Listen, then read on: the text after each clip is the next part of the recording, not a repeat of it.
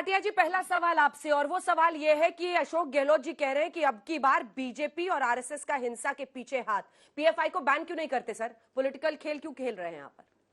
अंजना जी, बिल्कुल आपके प्रश्न का उत्तर दूंगा, लेकिन क्योंकि विधिक थोड़ी समझ मुझे भी है, सबसे पहले कानून व्यवस्था संविधान में schedule 7 state list entry 1 law and order, कानून व्यवस्था प्रदेश सरकार के मुख्यमंत्री की जिम्मेदारी है। करौली में हिंदू नववर्ष मनाते हुए हिंदुओं पे हमला हुआ और उसके बाद हमने देखा जोधपुर में हुआ। लेकिन अशोक गहलोत जी ने यह नहीं कहा कि जिम्मेदारी मेरी है, कमी मेरी है। उन्होंने कुछ बातें कही जो मैं आपके समक्ष रख दूं। सबसे पहले उन्होंने क्या कहा? उन्होंने कहा कोई दंगा ही नहीं हुआ है जो आपकी रिपोर्ट दिखा रही है, लेकिन 200 गिरफ्तारी मैं कर लेता हूं। बिना दंगे की गिरफ्तारी होती है। दूसरी बात उन्होंने कहा चुनाव पास में है इसलिए भाजपा कराती है। तो 1.5 साल अभी दूर है चुनाव। आप करा रहे हैं कि नहीं करा रहे हैं? एक मिनट, 1.5 साल दूर है चुनाव और उसके बावजूद इनको चुनाव की चिंता है। और एक बात बताइए, मान लीजिए मैं खंडन कर रहा हूं इस बात का, लेकिन भाजपा का व्यक्ति है या मतलूब अहमद तो बताते कांग्रेस का ही है, 1 महीने से फरार है, गिरफ्तार किसको करना है? गिरफ्तार तो इनकी पुलिस को करना है। कर दे गिरफ्तार, अंदर डाले। जो बात मुख्यमंत्री कह रहा है उस पर मोहर लगाए ना।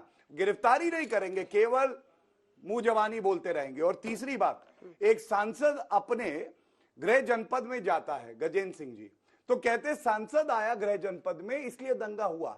हाँ, ये बात सही है कि इनके यहां परंपरा ये है, सोनिया गांधी रायबरेली 2 साल से नहीं गई हैं और कोविड की महामारी में नहीं गई हैं। इसका मतलब सांसद बनो, एसी बंगले में रहो, कभी अपने संसद क्षेत्र मत जाओ, ये इनकी परंपरा है। अब आप पीएफआई पे मैं उत्तर देता हूं और फिर से विधिक बात एक करता हूं और सवाल देंगे कांग्रेस के प्रवक्ता हैं।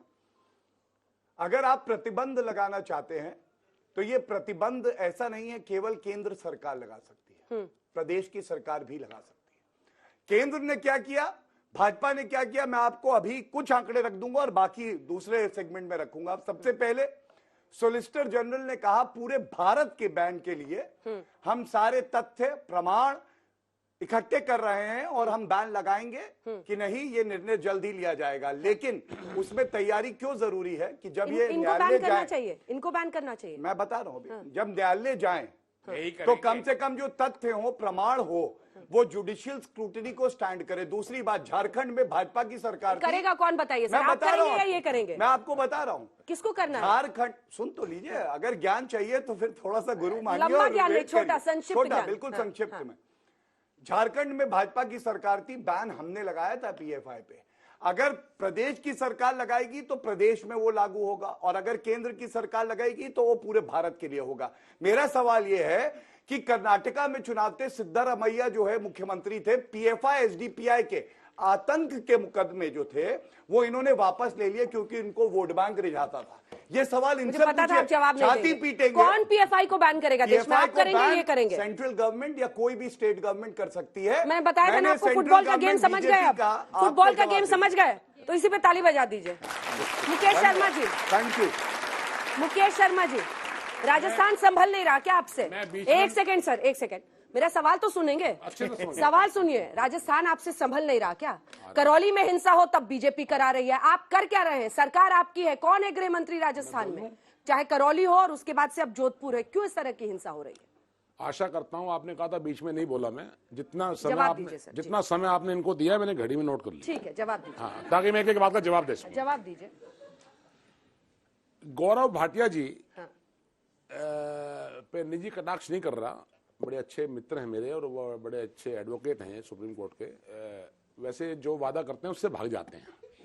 अभी मैं चाहूंगा कि ये वादा करके जाएं ताकि ये जो नए नौजवान हैं इनका माइंडसेट क्लियर हो जाए कि भारत सरकार चाहती क्या है।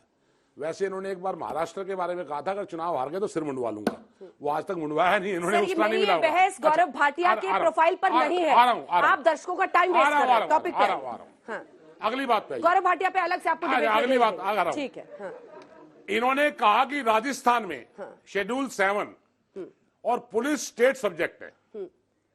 बिल्कुल मैं मानता हूं कि पुलिस स्टेट सब्जेक्ट है, तो जनाबे आली दिल्ली के अंदर दिल्ली पुलिस गृह मंत्रालय के अंदर है। ये राजस्थान का उत्तर है। 1 मिनट रुकिए आप जरा, अब बीच में नहीं बोलिए। देखिए अंदर जी, ठीक है ठीक है, आप जनाबे बोलिए। अली दूंगा, सवाल ध्यान पूछ रहे हैं, जनाबे अली। अब दर्द हो गया ना पेट जनाबे में। अली, सुनिए, अगर पुलिस स्टेट सब्जेक्ट है तो दिल्ली का पुलिसिंग वो गृह मंत्रालय के अधीन है।